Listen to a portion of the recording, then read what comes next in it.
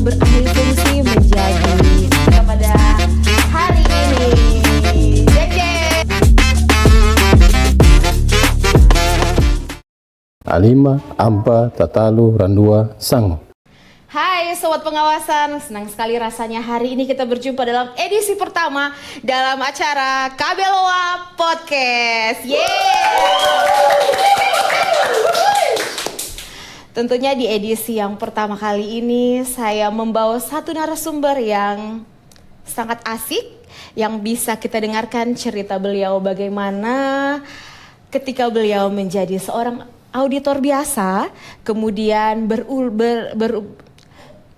berubah atau beralih fungsi menjadi subkoordinator atau beralih fungsi menjadi pejabat struktural.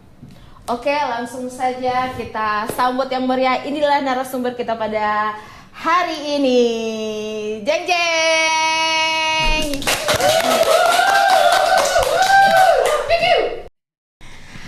Iya, boleh perkenalkan diri dulu, kita langsung mendengarkannya. Kenal dulu nih. Oke, nama saya Bara. Kalian boleh panggil saya Abang, Mas atau AA, tapi jangan panggil sayang, gitu aja sih. Oh gitu, oke, baik. Oke, Pak Bara ini sebagai apa? Sebelum menjabat di posisi yang sekarang, sebelumnya sebagai apa? Sebelum jadi subkor ya? Betul.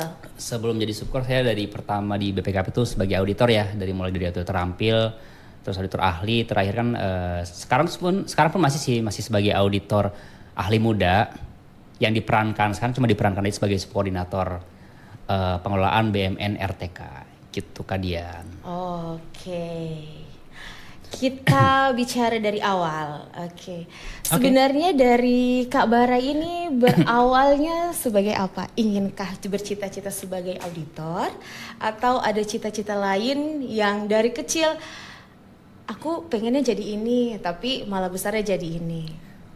Berarti kelas balik dari zaman bocil gitu ya? Betul. Oh. Kalau anak-anak seumuran saya dulu ya, ini gen milenial nih, Yes. yang katanya paling tahan banting gitu kata orang ya. Jadi kami biasanya tuh cita-cita tuh kalau nggak jadi polisi, jadi guru, jadi dokter, jadi TNI atau jadi astronot dulu kan. Nah dulu saya sebenarnya pengen jadi astronot tuh zaman kecil tuh karena kan suka nonton Discovery Channel, National Geographic, terus sering baca-baca buku tentang alam, antariksa dan lain-lain tuh kayaknya menarik banget gitu ya. Cuma plan B kalau nggak tercapai jadi astronot, saya pengen jadi Power Ranger sebenarnya, Ranger merah.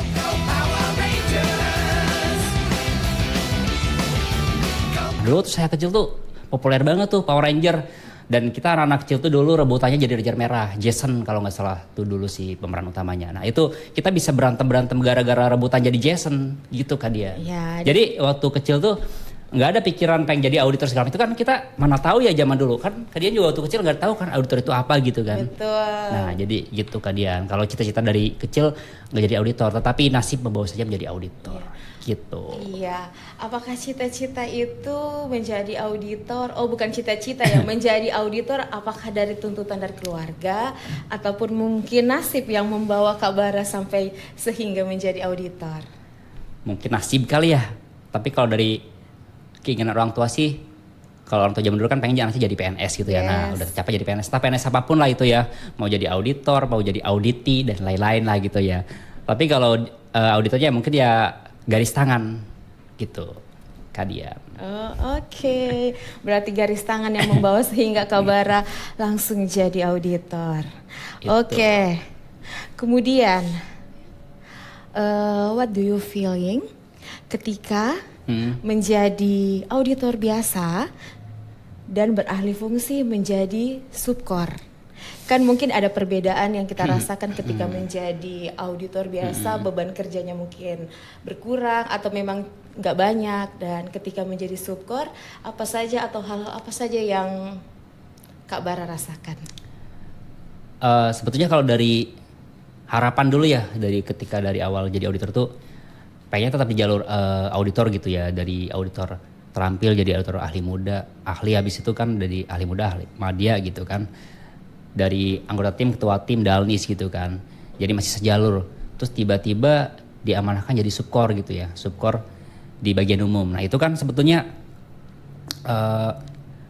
kerjanya tuh banyak yang itu ya, banyak perbedaan sebetulnya. Karena kan sebenarnya auditor ini kalau di bagian umum tuh kayak lebih ke auditinya gitu, ke auditan. Jadi kayak orang yang diaudit jadi kan. Jadi kan jadi itu sih sebetulnya cukup kewalahan juga apalagi pas pertama ini ya, pas pertama jadi subkor karena kan penyesuaian dari kerjaan A ke kerjaan B. Kalau masalah mana yang paling sibuk sih sebenarnya sama-sama sibuk sih ya, sama-sama bikin pusing ya namanya kerja ya, cari rupiah gitu kadian.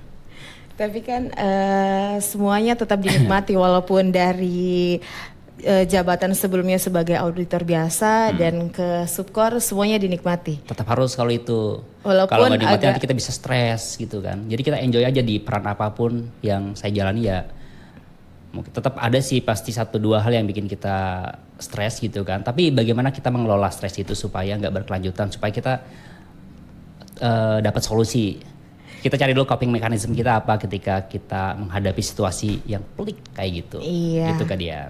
Dan walaupun berada, ini kan penempatan yang pertama sebagai subkor di subkor Sulteng ini di kan? Sulteng. Oke. Dan beradanya di Sulawesi Tengah. Yeah. Gimana penyesuaian Kabara sendiri dari yang auditor biasa kemudian menjadi subkor dan di penempatan yang baru, apalagi ini berada di Sulawesi Tengah? Kalau secara lokasi sih nggak masalah ya, karena saya dulu di penempatan pertama juga di Indonesia bagian tengah ya, dulu di NTT kan, di Kupang dan di sana juga panas dulu. Mungkin jenis panasnya beda ya, tapi di sana juga panas karena di sana kan Pulau Karang ya, Pulau Karang yang nggak ada gunung berapi, nggak sebanyak di sini mungkin pohonnya gitu ya. Kalau di sini karena mendekati garis khatulistiwa kan, setelah dari NTT dulu kan ke Sumbar, ke Lampung, habis itu balik lagi ke Indonesia Tengah. Jadi kalau secara lokasi nggak masalah. Cuman sebetulnya kalau Sulteng itu kan lokasinya jauh-jauh banget ya, dari Kota Palu ke kabupaten. Tapi kan saya sebagai subkor biasanya dianya ke Jakarta. Sombong amat. Bukan ke kabupaten Masa gitu sih? kadian. Jadi nggak terlalu merasakan tuh yang di perjalanan darat sampai belasan jam segala macam. Dulu paling di NTT, di Sumbar, di Lampung itu perjalanan darat paling jauh paling sekitar mentok-mentok 8 jam kali ya, atau 7 jam gitu ya. Kalau di NTT sisanya pakai pesawat gitu kan. Gitu. Jadi kalau sekarang dianya ke Jakarta naik pesawat terus 2 jam sampai 3 jam lah, 2 sampai 3 jam udah sampai gitu kan ya. Iya, berarti sangat menikmati walaupun dimanapun berada, tetap dinikmati walaupun di Sulteng. Tetap dinikmati. Luar biasa. Menarik kalau di sini tempatnya banyak tempat keren juga gitu, dan kita teman-temannya juga asik di sini ya, masih banyak yang muda-muda Gen Z. Jadi saya walaupun milenial, saya berasa Gen Z juga sih di sini karena mayoritas adik-adik Gen Z gitu. Iya, betul. Jadi betah dong berada di Palu ini. Betah banget saya di sini. Untuk 5 tahun. Kalau bisa, nggak apa-apa 5 tahun saya di sini. Luar biasa.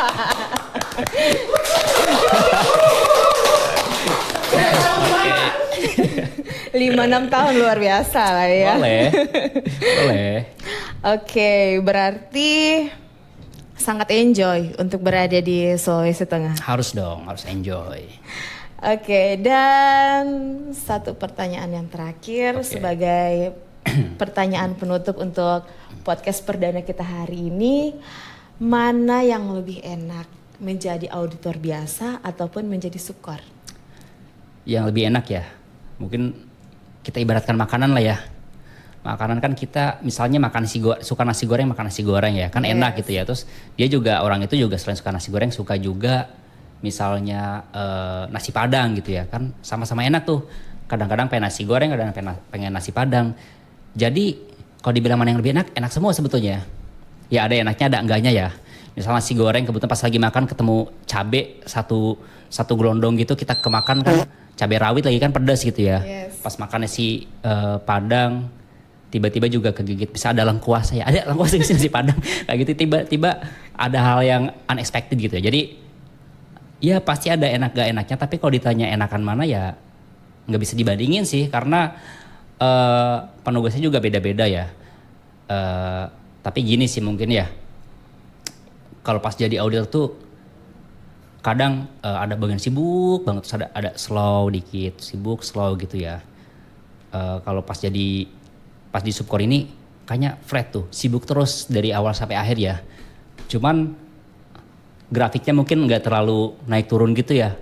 Kalau kita pas jadi support itu sibuknya mungkin agak naik turunnya tuh agak landai. Tapi pas jadi audit tuh kadang sibuk banget, kadang nggak sibuk. Terus tiba-tiba kayak bom nuklir gitu ya, dan bom nuklir gitu ya, lagi pusing-pusingnya kan. Kadang kalau kita nggak bisa mengelola stres kita, kadang bisa jadi kena ke mental gitu ya, mental health issue gitu kan dia, Berarti, mental breakdown. Iya betul, berarti sejauh ini masih balance lah ya. Masih bisa diimbangi antara pekerjaan auditor sama dengan subkor. Walaupun ritme kerjanya itu mungkin agak sedikit berbeda, tapi sejauh ini masih better lah ya. Ya masih better ya, karena sebenarnya ini sih ada satu hal yang perlu kita terapkan. Seperti di atas ini kita tulisan ya, work life balance. Jadi bagaimana kita mengelola kehidupan kita tuh ya supaya seimbang nih antara pekerjaan kita, keluarga dan hobi kita jadikan seimbang supaya ketika pas lagi stres-stresnya habis itu kita ada misalnya kita ngelakuin hobi habis itu ya. Jadi kan stres itu bisa berkurang gitu kan. Jadi ya pekerjaan apapun pasti ada sisi sibuknya kan, ada sisi sibuknya, ada sisi santainya gitu ya. Kadang bikin pusing, bikin stres, tapi selain hal-hal dari luar eksternal, di internal kita juga kita gimana sih caranya supaya bisa menerapkan work life balance gitu sih kalau prinsip saya kalian. Jadi enjoy kita walaupun banyak kerjaan, banyak kesibukan. Coba sih di sela-sela itu kita sempatkan untuk melakukan hal yang kita sukai supaya seimbang hidup kita, ya kan? Setuju nggak? Betul sekali, ya? Betul. Okay. Berarti dimanapun kita berada, kita tetap enjoy, menyeimbangkan pekerjaan kita. Betul banget. Mau banyak ataupun mau sedikit, kita tetap menyeimbangkan semuanya. Betul banget Kak Dian. Oke. Ada lagi yang mau ditanyain? Untuk edisi pertama ini kayaknya udah lumayan. Udah lah, yang gak banyak-banyak ya kan? Iya betul sekali. Bosan orang lihat lama-lama ya kan? Tapi kayaknya narasumber kali ini kita sangat menarik ya, karena tidak semuanya dari auditor itu bisa beralih fungsi menjadi pejabat struktural atau subkoordinator ya. Adapun mungkin di auditor sebelumnya lama kemudian beralih fungsi. Jadi ini Kak Bara ini termasuk yang lumayan cepat untuk di jenjang karir beliau. Jadi buat teman-teman sobat pengawasan, ini adalah hal yang sangat luar biasa yang bisa dicontoh ya. Jenjang karir itu memang sangat kita ini ya, sangat kita apa ya? Tiba-tiba jadi bingung loh ini mau ngomongnya apa ya. Jadi memang kita harus semangat biar jenjang kita itu bisa berkembang lagi di BPKP tentunya. Oke. Gimana sobat pengawasan, tentunya untuk podcast kali ini semoga bermanfaat untuk kita semua. Dan untuk teman-teman juga atau adik-adik yang pengen masuk ke BPKP ataupun ingin menjadi auditor, boleh cus bisa bergabung bersama kita semua di sini. Oke. Terima kasih untuk narasumber kita pada hari ini. Tentunya ilmunya sangat bermanfaat dan kita jumpa lagi di podcast selanjutnya di Kabeloa Podcast.